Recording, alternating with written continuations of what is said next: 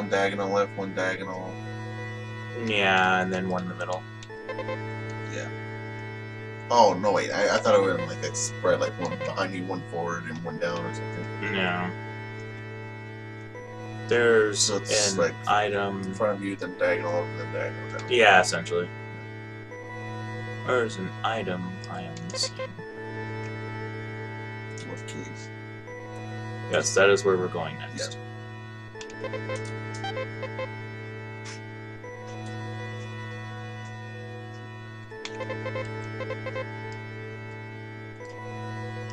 There is a...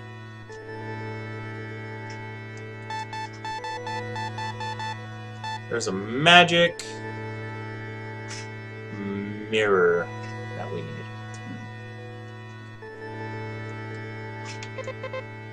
Well, before we're talking about how Square Enix is supposed to be going back to the more traditional JRPG style, and part of the reason of that was because... Oh, he's back here.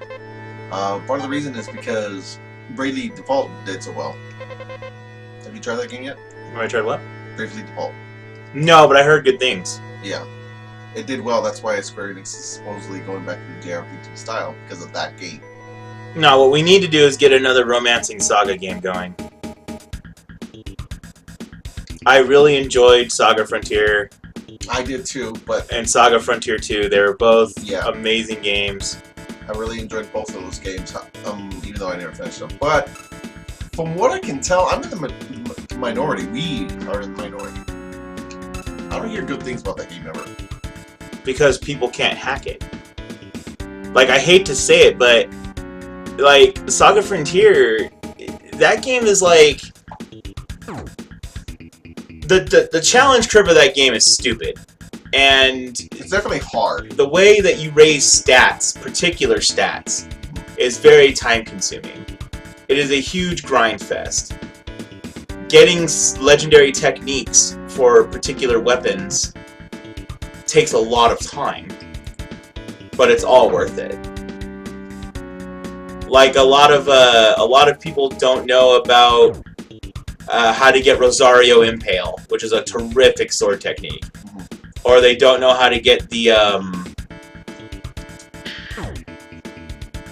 there's a katana move.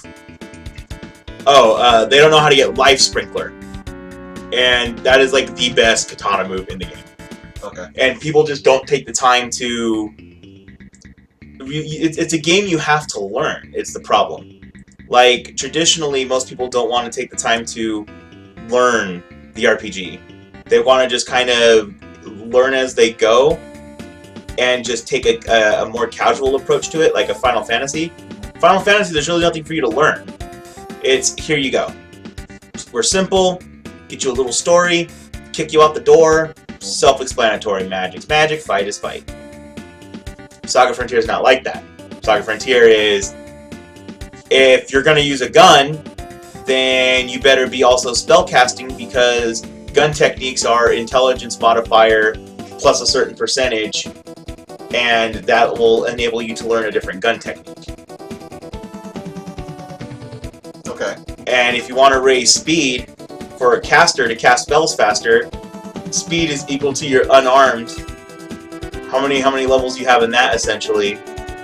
And for every time you use unarmed, you get X amount of chance to raise your speed. The more speed you have, the faster you're going to be able to cast. Personally, what I always liked about it is the fact that you can just start with whatever character you wanted right in the beginning, and then you can just walk around wherever you want, even if it gets you killed. It's freedom. Yeah. That's what I really liked about it. And a lot of RPGs don't really have that. They usually have some sort of story thing or some sort of confinement to begin with. And you can't really do that. Whereas, say, if I were to be Red, I do the first battle, and then all of a sudden I already got a freaking ship where I can just go more or less where I want, and then just explore the whole place. Yeah. I like that. It doesn't tell me what I have to do. I can just do what I want. Yeah. That's what I like about it. Do you get any party members in this? Nope. But yeah, I mean, I'd be down for that too, but I just don't think it's gonna happen. Oh no, it won't. It's technically it's an inconvenient game. Yeah, I mean the last one was okay. Well, technically the last one was like for a phone device in Japan or something, but the last like proper console release was Unlimited SaGa on PS2. No, there was one more after that. Really? Yeah. Interesting. Let me see. And Unlimited SaGa is a game you play if you want to fucking torture yourself. I never played it. Don't. My brother and I could both tell you that game is not worth your time. It's really not.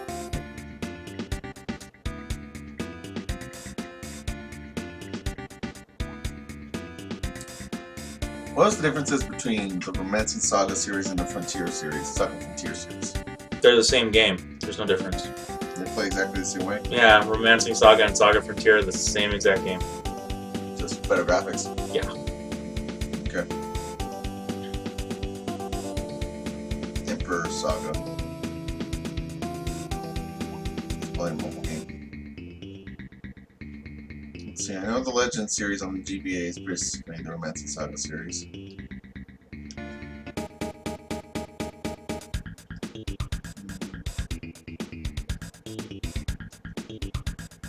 Oh, the first Reminising SaGa was actually released in the United States.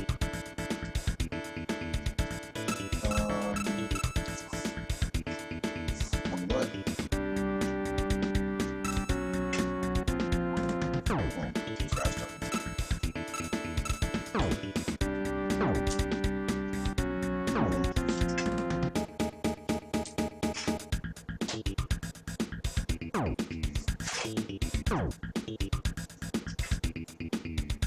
On PS2.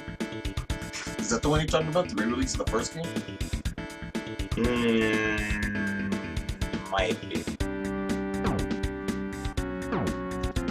All I remember is there's two SaGa games on the PS2, and that was Unlimited and Yeah, it's that because Emperor SaGa is the recent one, and that's on the phone. And then before that, it's just Unlimited SaGa. So them spin the remake. yeah.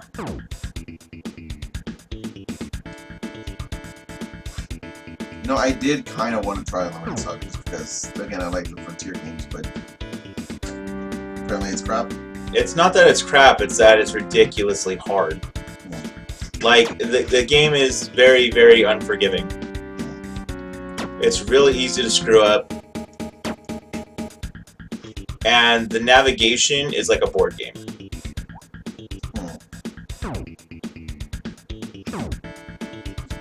No. Like, it is definitely worth the look at if you're a fan of the SaGa series. I like Frontier 1 and 2. Yeah, it's worth looking at. But it's in no way as convenient as the other two. Right. That's a game that's like, look, if you like the other ones, then here you go. I guess it is more of the same, but it's just not as good as the other ones. Yeah. That, and one of the things that people don't realize with the SaGa series is you have to be willing to experience a piece of the story from a different perspective.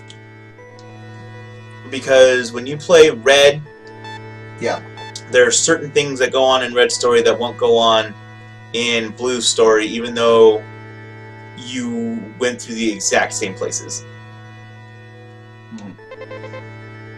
Well, it's because you're getting different perspectives. Sometimes it's different points in time. Yeah, like you chase a boss through all of Shinro when you're running around as Al Kaiser, but when you go through that same area again and you go through it as Blue because you're searching for magic, you don't chase Burva around because Burva's non-existent in Blue's story, essentially. But for some weird way, they all connect. Yeah. No, I mean, it makes sense. And there's some characters, like, and each one introduces something completely unique, and that's what most people don't realize, is that, like, with Red, there's abilities you'll learn playing Red as Red, and then there's certain abilities you get playing Red as Al Kaiser, and then the abilities from Red will transfer over to Al Kaiser, but not the other way around. So Right. Because the stuff on Mount Kaiser is basically his power of form. yeah, So because it's his power of form, only he can do it because that's sort of the point. It's more powerful. That's why he can be the one who can do it. To me, it makes sense. oh no, it makes tons of sense. To me, it makes sense. Even like the stuff before, you're saying like, well, he doesn't show up in the other storyline for Blue. Yeah, but that's just it though. Is that when people experience familiarity, they want like they're expecting the same thing. Yeah. Like, and that's the problem. Just with a different lead character. Yeah, it's not how it works. It's not how it works exactly. But most people don't understand that. Most people don't want to sit there and be like, okay, I just went through this on Red Story. Why the hell am I going through it with Loot or T260G? And wait, oh, this isn't here. This isn't here. Oh, this is completely different. Or oh, this wasn't in here when I did this, and then they try to go back and like see if that stuff's there, and it's not. It's just a really weird perspective people have, like, approaching the game. Which has been the most complaints that I've heard about it. You know what? I guess I'm not the right person to talk about with this because, I mean, I got it. And that was literally, I think, the second RPG I ever played. After 7, that was like the next one I bought. And it was because it was like $7 at the time. I don't know, it made sense to me. It's just hard. That's the only thing. It's a hard game, but that's about it.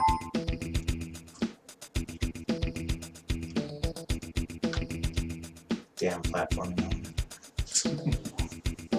Like, here, do this. It might fall in lava. Yeah. Yeah, I would like to see that. Square Enix, make another SaGa game. Make it like SaGa Frontier. Or, you know what? Hell, screw it. Bring the 3 Romancing SaGa games over. I'd like to try those out. Like, official translate all 3 of them and like release them in a collection. 3DS, there you go.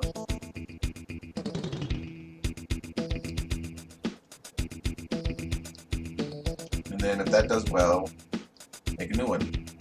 That's how it works, right? Yeah, that's what they should do though, is start re-releasing games and collections, because there's tons of excellent collections out there that people will pay for. Yeah.